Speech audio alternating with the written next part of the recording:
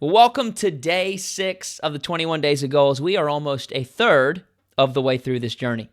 And whether you've been consistent every day or you've stopped and restarted, it doesn't matter. You're here. You're here on day 6. And let me encourage you, if you haven't already, consider finding an accountability partner. Find somebody who can check in with you to make sure that you're following up on your days, or they can encourage you, or they can help you move forward. Accountability partners are so valuable in challenges and in journeys that we decide to take. Well, today we are diving into chapter 6, which is create your own future. Create your own future. And this chapter focuses on one of the defining characteristics of great leaders, and that is vision. In fact, John Maxwell says that the difference between a leader and a follower is a leader can see further. Leaders have the ability to look ahead. I love how Brian Tracy puts it. He says that while many people are consumed by the problems and the pleasures of the present, leaders are future focused. Why? Because they ask 2 questions. The first question is, where am I going? Very important. Where am I going? Where am I heading? And the second question is, what do I have to do to move closer to my goals? Another very important question that keeps your mind moving towards the future. This future focus is going to allow you to stay more disciplined. It's going to allow you to avoid trading what you want most for what you want now. That's the danger. Have you found yourself doing that lately, trading what you want most for what you want now? It's kind of like when you get up in the morning and you want to just stay at home, stay cozy. It's really cold here, so you want to stay cozy, but what do you want most? Well, you want most to be healthy, so you got to get out and run. You got to lace up your tennis shoes because it's discipline that's going to keep you going. Brian Tracy actually introduces us to a powerful concept called idealization on page 68. Idealization. And here's what he says. He says, project your thoughts 5 years into the future. I need to ask yourself these 5 questions. The first question is, what would my life look like if it was perfect in every respect? Then you're going to ask yourself, what would I be doing if my life was like that? Third is, where would I live if my life was like that?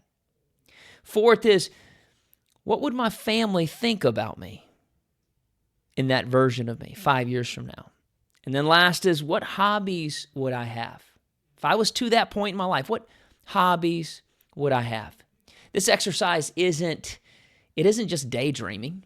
No, it's about creating a clear picture of the future that you want. Now, once you have that picture, it becomes a guide for your actions and your decisions that you're making today. Do you see that? Don't trade what you want most for what you want now. No, let that version of you guide your actions and decisions so that you can close the gap on where you are to where you want to be. Because when you pair future focus with consistent action, self-limiting beliefs start to fade away because every step you take is moving you closer to the ideal future. I want you to imagine a GPS. When you type an address into your GPS, it's not focused on where you are now. That is part of the coordinates that it's looking up, but that's not the focus.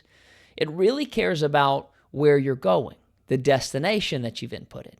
But if you don't set a destination, you'll just keep driving aimlessly, hoping that you're going to end up somewhere good. Well, your vision is that destination, and your daily actions are the turn-by-turn directions. Every small action, every skill you build, every decision you make moves you closer to that ideal future. But here's the thing. You've got to start driving. You've got to start driving. You can have the best directions in your GPS, but if you don't start driving, you're not going to go anywhere. Now, on page 73, Brian Tracy highlights a critical difference between high achievers and low achievers. And that is 2 words, action orientation. Simply put, high achievers act. Low achievers hesitate.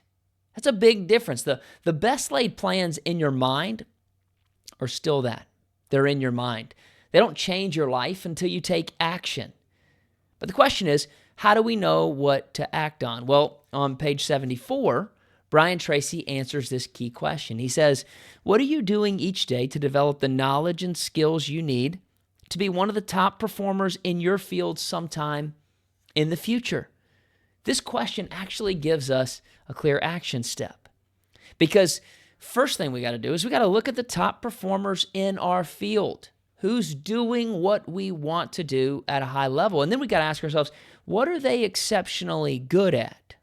What are they good at? What skills have they mastered? What skills have they mastered that I'm missing? Something great to think about, because then you can make a skill list based on those observations. And then you can start building those skills one at a time. And when you start stacking that on top of each other, well, you start to become a better version of yourself.